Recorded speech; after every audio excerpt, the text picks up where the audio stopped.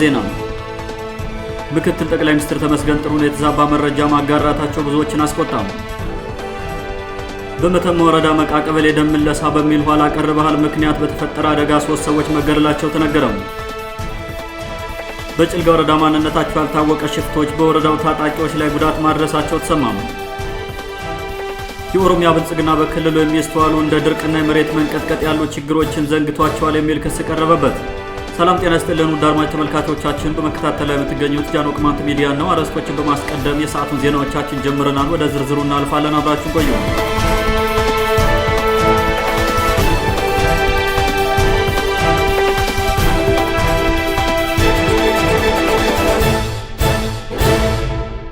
ምክትል ጠቅላይ ሚኒስትር ተመስገን ጥሩነህ የተዛባ መረጃ ማጋራታቸው ብዙዎችን አስቆጣም። የወቅቱ የኢትዮጵያ ምክትል ጠቅላይ ሚኒስትር አቶ ተመስገን ጥሩነህ ትላንት በግል የፌስቡክ ገጻቸው ባጋሩት መረጃም የብልጽግናን የልማት ራዕይ ለማሳካት እየጣሩ ከሚገኙ የሀገራችን አካባቢዎች የማዕከላዊ ጎንደር ዞን ታች አርማጭሆ ወረዳ አንዱ ነው ሲሉ ላጋሩ ጽሑፋቸው ማሳያ አድርገው ያቀረቧቸው 16 ፎቶግራፎች የአርማጭሆ ወረዳ ቅማንቶችን የልማት ጥረት የሚያሳዩ መሆናቸው ተረጋግጧል። ይህን የምክትል ጠቅላይ ሚኒስትሩን የተሳሳተ ዘገባ ተከትሎ የአማራ ሚዲያ ኮርፖሬሽን የተባለው የመንግስት ልሳን ያላንዳች ማጣሪያ እንዳለ ታች አርማጭሆ በሚል ዘግቦታል። የክልሉ ኮሚኒኬሽን በተመሳሳይ ዘግቦት ቢቆይም ከተወሰነ ቆይታ በኋላ ታች አርማጭሆ የሚለውን የተሳሳተ ዘገባ ላይ አርማጭሆ በሚል አርሞታል። በጉዳዩ ላይ አስተያየት የሚሰጡ ወገኖች የዘገባውን መሳሳት ተከትሎ ለምክትል ጠቅላይ ሚኒስትሩና ተከትለው ለዘገቡት ሚዲያዎች በሙሉ እንዲስተካከል ብንጠይቅም እስከዛሬ አላስተካከሉም ብለዋል። የተፈጠረውን ስህተት በህዝብ ጥቆማ መሰረት አለማስተካከል የአምባገነኖች እብሪተኝነት ነው የሚሉ ወገኖች የፈጸመውን ስህተት ህዝብ በይፋ እየነገረው የማይሰማ ምክትል ጠቅላይ ሚኒስትር ኃላፊነት የጎደለው ለመሆኑ ምንም ጥርጥር የለውም ሲሉ ገልጸዋል። ምክትል ጠቅላይ ሚኒስትሩ ያጋሩትን ልጥፍ እንዲያስተካክሉ እየተነገራቸው አይኔን ግንባር ያድርገው ብለው በግትርተኝነት የቀጠሉት የተሳሳተውን መረጃ ሆን ብለው በስሌት የለቀቁት ስለሆነ ነው ተብሏል። በአማራነት ጽንፈኝነት ተነድፈው ሲመሩት በነበረው የደህንነት ተቋም በኩል የቅማንት ኮሚቴ አባላትና አመራሮችን ጠራርገው እስር ቤት የከተቱት አቶ ተመስገን ጥሩነህ እስረኞች እንዳይፈቱና ጥያቄው እንዳይመለስ ፌዴራል ላይ ሴራ እንደሚሰሩ በርካታ የመረጃ ምንጮች አጋልጠዋል። የትላንቱ የአቶ ተመስገን ጥሩነህ የቅማንቱን ለአማራ አድርጎ ያቀረበው የሴራ ዘገባም የዚህ ጸረ ቅማንትነት ተግባሩ ጉልህ ማሳያ ነው ሲሉ የቅማንት መብት ተሟጋቾች ለጃኖ ቅማንት ሚዲያ ተናግረዋል። እሳቸው በየመዝናኛ ቦታው እየሄዱ ሲፈልጉ በመስክ ላይ እየተንከባለሉም ሲያሻቸው ደግሞ ብስክሌት እየነዱ እንዲያም ሲል ኳስ እየተጫወቱ የኢትዮጵያን ሕዝብ ስቃይና መከራ እንዴት አድርገው ሊሰሙት ይችላሉ የሚሉት ወገኖች ዓይንን በጨው አጥቦ መዋሸት የብልጽግና ባለስልጣናት አይነተኛ ባህሪ ነው ብለዋል። የሐሰት ዘገባዎችን በግል የፌስቡክ ገጻቸው ማጋራት በጠቅላይ ሚኒስትሩ ሳይቀር የሚፈጸም ስለሆነም የምክትል ጠቅላይ ሚኒስትሩ የትላንቱ ድርጊት የማይጠበቅ አይደለም ሲሉ በርካቶች ተናግረዋል። በጉዳዩ ላይ አስተያየታቸውን ያቀረቡ የቅማንት ነጻነት ታጋዮች በበኩላቸው ምክትል ጠቅላይ ሚኒስትሩ ያጋሩትን የተሳሳተ መረጃ እንዲያስተካክሉና ለፈጠሩት ስህተት ህዝቡን በይፋ ይቅርታ እንዲጠይቁ ሲሉ አሳስበዋል።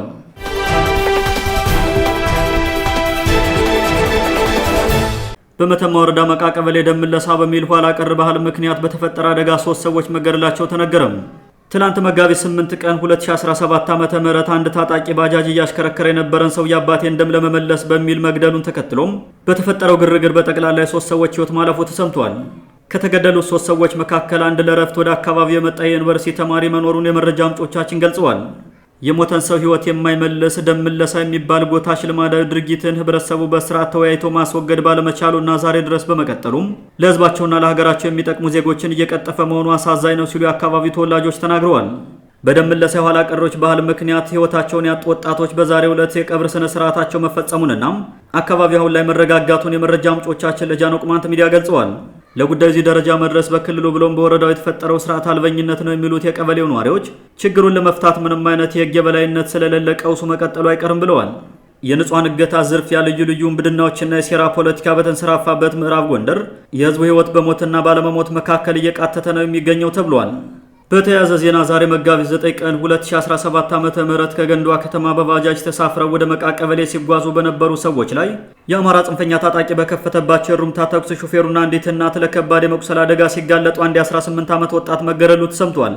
ይህ የ18 ዓመት ወጣት ፍየል ነጋዴ ነበር ያሉን የመቃ ከተማ ምንጮቻችን አብራ ባጃጁ ላይ ቆሰለችው ሴት እናቱ እንደሆነችም አረጋግጠዋል።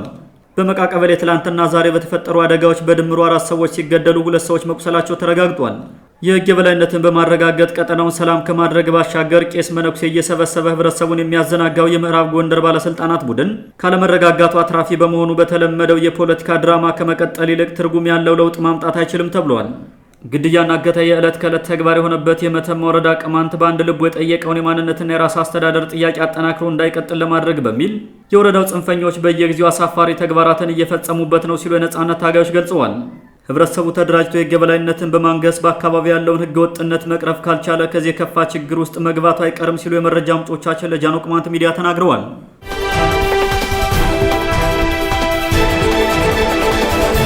በጭልጋ ወረዳ ማንነታቸው ያልታወቀ ሽፍቶች በወረዳው ታጣቂዎች ላይ ጉዳት ማድረሳቸው ተሰማም።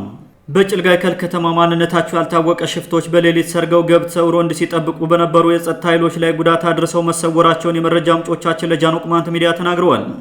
ከገለድባ በኩል የተነሱ ናቸው የተባሉት እነዚህ ታጣቂዎች በቁጥር 9 ሲሆኑ 7ቱ የታጠቁና 2ቱ ያልታጠቁ መሆናቸውን የገለጹልን የመረጃ ምንጮች ድርጊቱ የተፈጸመው መጋቢት 7 ቀን 2017 ዓ.ም ሌሊት መሆኑን ገልጸዋል። ሰርጎ ገቦቹ በጥበቃ ላይ ተሰማርቶ የነበረውን የመንግስት ሚሊሻ ከበባ ውስጥ በማስገባት በቁጥጥር ስር ካደረጉ በኋላም በሚሊሻው እጅ የተገኘው ማንኛውንም ንብረት ዘርፈው መውሰዳቸው ተሰምቷል። ከሮንድ ጠባቂዎች መካከል የተወሰኑ ሩጠው ያመለጡ ሲሆን በሽፍታው ቁጥጥር ስር የወደቁት ከዝርፊያ በተጨማሪ ለከፍተኛ የአካል ጉዳት እስኪጋለጡ ድረስ እንደተደበደቡ ምንጮች ተናግረዋል። ሰርጎ ገቡ ሽፍታ ድብደባውን የፈጸመው በሁለቱ ያልታጠቁ አካላት ሲሆን ሁለቱ ሚሊሻዎች ለከፍተኛ አካል ጉዳት በመጋለጣቸው ባይከል ሆስፒታል ገብተው እየታከሙ መሆናቸው ታውቋል። የመንግስት ሚሊሻው እንደ ሁልጊዜው ሀገር ሰላም ነው በሚል የደንቡን አድርሶ ለመመለስ በሚመስል አኳኋን በጥበቃ ላይ ተሰማርቶ ስለነበር ሽፍቶችን መቋቋም ሳይችል ቀርቷል ተብሏል። በተያዙት የመንግስት ታጣቂዎች እጅ የተገኘ ገንዘብ፣ የሞባይል ስልክና ጦር መሳሪያ ከነተተኳሹ አንድ በአንድ ተለቃቅሞ ጥቃት ባደረሰው ሽፍታ ቡድን መወሰዱን ምንጮቻችን ለጃኖ ቅማንት ሚዲያ ገልጸዋል። ጉዳዩን አስመልክቶ የአይከል ከተማ አስተዳደርም ሆነ የጭልጋ ወረዳ የሰጠው መግለጫ የለም ያሉን የአይከል ከተማ ነዋሪዎች በከተማው የተጠናከረ ጥበቃ ስለሌለ ካሁኑ የባሰ ጥቃት ይፈጸማል በሚል ነዋሪው ስጋት እንደገባበት ተናግረዋል። ገለድባ አካባቢ በተለያዩ የአማራ አካባቢዎች በፋኖ ጥቃት የደረሰባቸው ናቸው የተባሉ በ10 ሺዎች የሚቆጠሩ የአማራ ተወላጆች በስፋት እንዲሰፍሩበት በመደረጉም የተለያዩ ወንጀሎች ይፈጸማሉ ያሉን የመረጃ ምንጮቻችን ጥቃቱን የፈጸሙት ከዚህ አካባቢ የመጡ ሳይሆኑ አይቀርም ሲሉ ግምታቸውን አጋርተዋል።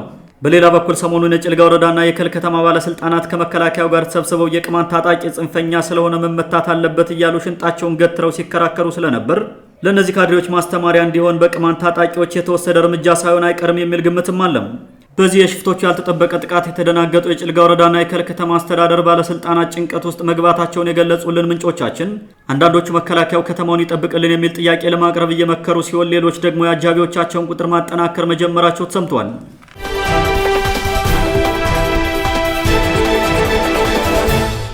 የኦሮሚያ ብልጽግና በክልሉ የሚስተዋሉ እንደ ድርቅና የመሬት መንቀጥቀጥ ያሉ ችግሮችን ዘንግቷቸዋል የሚል ክስ ቀረበበት።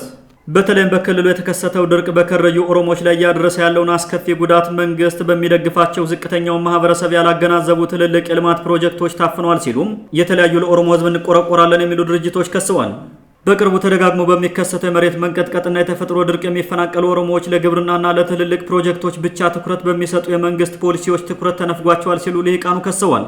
በፈንታሌ ወረዳ በሚኖሩ የከረዩ ኦሮሞዎች ላይ ከፈረንጆች 2004 ጀምሮ እየተከሰተ ያለው ተደጋጋሚ የመሬት መንቀጥቀጥና ድርቅ በመቶ ሺዎች ለሚቆጠሩ ዜጎች ችግር ውስጥ መውደቅ ትልቅ ምክንያት መሆኑንም የኦሮሞ መብት ተሟጋቾች አንስተዋል። በፈንታሌ ወረዳ ያለው የተራዘመ ድርቅና የመሬት መንቀጥቀጥ ከ130 ሺህ በላይ ለሚሆኑ የከረዩ ኦሮሞዎች መፈናቀል፣ መራብና መሳደድ ትልቅ መንስኤ መሆኑን የጠቀሱት ልሂቃኑ መንግስት ግን ይህን ችግር ለፖለቲካ መጠቀሚያነት እያደረገው ነው ሲሉ የችግሩን ውስብስብነት አንስተዋል። መንግስት ይህን አስከፊ ችግር ችላ በማለት በራሱ የገጽታ ግንባታ ላይ የሚያተኩሩ የልማትና መረጋጋት ፕሮፓጋንዳዎች ላይ ተጠምዷል ብለዋል። የከረዩ ኦሮሞዎች ላይ ያለውን ሰብአዊ ቀውስ ለመቀነስ የሚመለከታቸው አካላትን አስቸኳይ ጣልቃ ገብነት ይጠይቃልም ተብሏል። የከረዩ ህዝብ ድርቅና የመሬት መንቀጥቀጥ ባስከተሉበት የመፈናቀል አደጋ አካባቢውን ለቋል የሚሉት የመረጃ ምንጮች ባረፈበት የመጠለያ ጣቢያን በረሃብና በውሃ ጥም እንስሳት ሳይቀሩ እያለቁበት ነው ብለዋል። የተለያዩ የረድኤት ድርጅቶች አስቸኳይ ሰብአዊ ድጋፎችን ለማድረስ ሲንቀሳቀሱም በክልሉ ባለ የጸጥታ ችግር ምክንያት ለአደጋ እየተጋለጡና በስጋት ወደ ቦታው ሳይደርሱ እንደሚቀሩ ታውቋል። በአደጋው ምክንያት ከአካባቢው የተፈናቀለው ህዝብ በተለይም ወጣቱ ክፍል አስፈላጊውን ድጋፍ ባለማግኘቱም የተለያዩ አማራጮችን ለመፈለግ ወደ ሌሎች አካባቢዎች እየተሰደደ መሆኑ ተሰምቷል። ተረኝነትን የሚያቀነቅነው የኦሮሚያ ብልጽግና በበኩሉ በፈንታሌ ወረዳ በሚኖሩ የከረዩ ኦሮሞዎች ላይ ደረሰ ስለተባለው የተፈጥሮ አደጋ እስካሁን ያለው ነገር ስለመኖሩ የታወቀ ነገር የለም።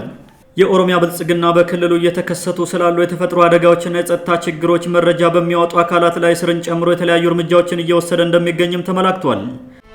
ውድ አድማጮቻችን ለዛሬ የነበሩ ዘገባዎችን ይመስሉ ነበር። መልካም ጊዜ ይሁንላችሁ።